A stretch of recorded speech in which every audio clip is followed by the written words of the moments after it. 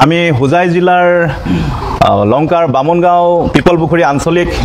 ৰঙালী বিহু উদযাপন সমিতি গগনা 2025ৰ এই মঞ্চৰ পৰা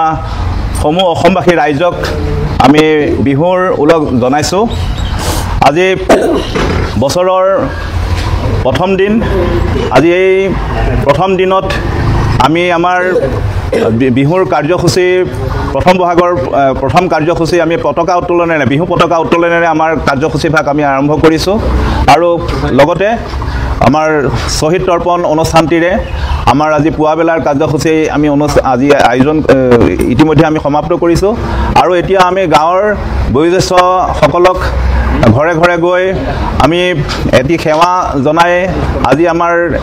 প্ৰথম বহাগৰ কাৰ্যসূচী আমি সামৰণি মাৰিম। সন্ধিয়ালৈ আমি বিহু হুঁচৰিৰে প্ৰত্যেক ঘৰ গৃহস্থত গৈ আমি আশীৰ্বাদ দিম আৰু অহা 2 আৰু 3 মে'ত আমি দুদিনীয়া বৰ্ণাঢ্য কাৰ্যসূচীৰে আমাৰ এই গগনা 2025 উদযাপন কৰাৰ আমি পৰিকল্পনা কৰিছোঁ আৰু তাৰ বাবে ব্যৱস্থা হাতত আমি লৈছোঁ। এই অনুষ্ঠানত আমি প্ৰথম দিনা বাৰেৰহণীয়া সাংস্কৃতিক অনুষ্ঠান আৰু দিনৰ ভাগত খেল ধেমালি আৰু দ্বিতীয় দিনা 3 মে'ত আমি আমাৰ যে সন্ধিয়াৰ সাংস্কৃতিক অনুষ্ঠান সেই সাংস্কৃতিক অনুষ্ঠানত আমাৰ মঞ্চ উদ্বোধনৰ কাৰণে অসমৰ এগৰাকী কৃষ্টি পূজাৰী নগাঁও এডিপি কলেজৰ অধ্যক্ষ সদানন্দ পায়েং ডাঙৰীয়াক আমন্ত্ৰণ জনাইছোঁ আৰু তাৰ পাছতে আমি আমাৰ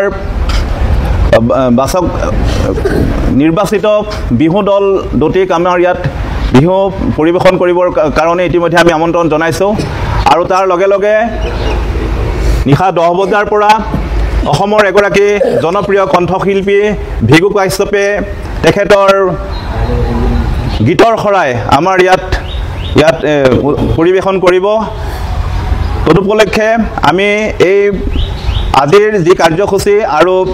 অহা 2 আৰু 3 মে'ত হ'বলগীয়া কাৰ্যসূচীত ৰাইজৰ সহযোগিতা তথা উপস্থিতি আন্তৰিকতাৰে কামনা কৰিছোঁ।